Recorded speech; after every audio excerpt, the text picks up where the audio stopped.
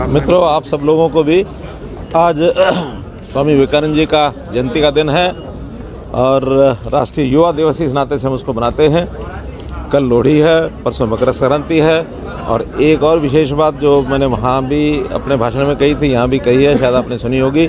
आज मेरे जो दोनों कार्यकाल हैं उसके 3000 दिन पूरे हुए हैं। इसके लिए भी आप लोगों के माध्यम से बहुत बहुत शुभकामनाएं, बधाई। फरीदाबाद दौरा रहा है सर, ग्रीवेंस कमेटी में वहाँ से अध्यक्षता की है, उससे पहले नागर साहब को वहाँ भी गए हैं, इस तरह कार्यक्रम। देखिए, वहाँ से भी पहले मैं पंचायतों का जो आज सरपंचों के, पंचायत समिति पार्षद, जिला परिषद के पार्षद, उन सब का भी एक सम्मेलन था, वो सारी बातचीत वहाँ हुई, आप लोगों को बता दी है। और अभी आज ग्रीवेंसेस कमेटी, जिसके अंदर 14 शिकायतें आज थी और उन 14 शिकायतों में से एक शिकायत तो उन्होंने विड्रा कर ली थी, बाकी 13 शिकायतों में 2 ऐसी हैं जो जिसकी कुछ रिपोर्ट्स लेनी है, अगली बार के लिए उनको मीटिंग में रखा है। और इसके अलावा जो 11 शिकायतें हैं उनका समाधान कर दिया गया है। कुछ का समाधान हो गया है, कुछ ऐसी भी हैं जिसके लिए अलग से इंक्वायरी करने के लिए मैंने कहा, डिप्टी कमिश्नर साहब को कहा कि वो इंक्वायरी में ठीक रिपोर्ट आ जाती है तो उसको ड्रॉप करेंगे, और अगर ठीक रिपोर्ट नहीं आती है और उसमें सेटिस्फेक्शन नहीं होती है कंप्लेनेंट की तो अगली बार उसको फिर भी रखेंगे। नाम दे दिया सर आपने, मंजूरी दे दी है, लेकिन वहाँ लाखों की आबादी है, परेशान है बिल्डरों की मनमानी से। कहाँ नाम? आप तक शिकायत भी आई है। क्या नाम दे दिया? ग्रेटर नहीं, ठीक है, नाम तो कोई ना कोई देना ही होता है। नाम दिया उसका, क्या हो गया? ऑफिशियली हुआ कि नहीं हुआ? हो गया जी, ऑफिशियली हो गया। चूँकि पूरा फरीदाबाद यानी एक प्रकार का उसका विस्तार जो हो रहा है, और जब नया विस्तार होता है उसमें कई प्रकार की कठिनाइयाँ भी आती हैं, जेन्युइन शिकायतें भी कुछ लोगों की होती हैं, लेकिन एक एक करके उसको समाधान कर रहे हैं। जहाँ बिल्डर्स की शिकायत होगी, बिल्डरों के खिलाफ कार्रवाई की जाएगी। रेरा का एक बहुत बड़ा इंस्ट्रूमेंट जो बना हुआ है हमारा, उसमें जो प्लॉट होल्डर्स हैं, जो फ्लैट ओनर्स हैं, उनकी सब शिकायतों की डीलिंग रेरा में होती है। और रेरा की हमारी एक के बजाय 2 यूनिट्स हरियाणा में काम कर रही हैं। इसी प्रकार से कुछ बिल्डर्स की भी अपनी कुछ शिकायतें होती हैं जिनको सुविधाओं की आवश्यकता होती है, या डिपार्टमेंट्स के साथ उनके कुछ इश्यूज़ पेंडिंग होते हैं, उसको भी हम हल कर रहे हैं। बहुत ऐसे लोग हैं जो बहुत पहले लाइसेंस ले लेते हैं, लाइसेंस लेने के बाद समय पर काम नहीं करते हैं, फिर उनके खिलाफ कोई ना कोई पेनल्टी, इंटरेस्ट ये बढ़ता है और सीमा से आगे बढ़ने के बाद वो फंस जाते हैं। हमने इसके लिए पहले भी 1-2 बार OTS लाए हैं और आगे भी ऐसे कुछ जिनको ऑक्यूपेशन सर्टिफिकेट ले लिया जिन्होंने, लेकिन कंप्लीशन सर्टिफिकेट नहीं लिया है, ऐसे बड़े बिल्डर्स लगभग 650 ऐसे लाइसेंसेस हैं जिनके बारे में सोच रहे हैं कि उनके साथ बैठ कर के कोई एक OTS दोबारा से लाएंगे, ताकि वो लोग भी अपने काम को आगे चला सकें।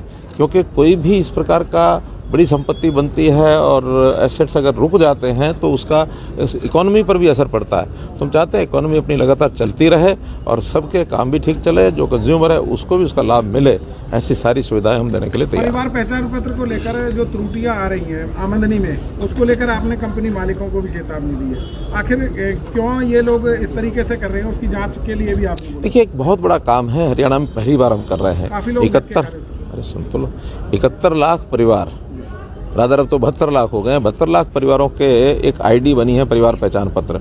उसमें बहुत सा डाटा, कुछ सेल्फ डिक्लेयर्ड है, कोई जांच किया गया है, कोई पहले से डॉक्यूमेंटल वेरिफिकेशन उनकी हुई है। तो वो सब करते हुए और लास्ट में अब जो इनकम वेरिफिकेशन हुई है, उस इनकम के आधार पर हमने कुछ फैसिलिटीज़ जो लो इनकम ग्रुप है उनको दी हैं।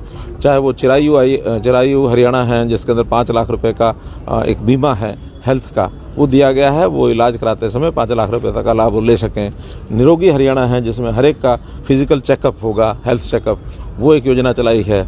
और इसी प्रकार से स्कूलों की, बच्चों की भी कुछ योजनाएं हैं। बच्चों के जो गरीब परिवार हैं उनको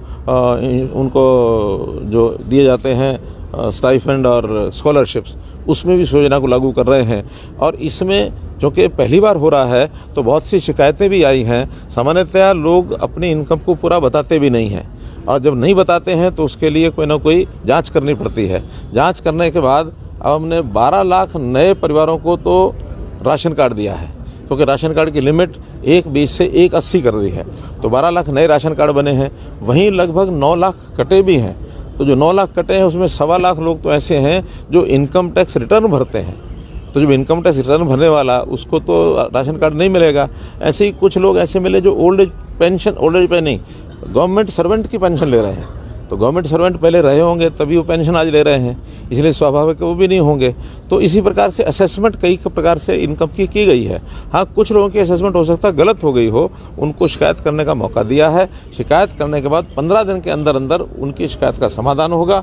15 दिन में अगर समाधान हाँ ना में नहीं होता तो उनकी ऑटोमेटिकली जो चीज़ें रोकी गई हैं, राशन अथवा कोई भी चीज़, वो तुरंत उसको चालू हो जाएगी और जनवरी के अंदर अंदर 31 जनवरी तक ये सबका समाधान ये करना हमारा लक्ष्य है।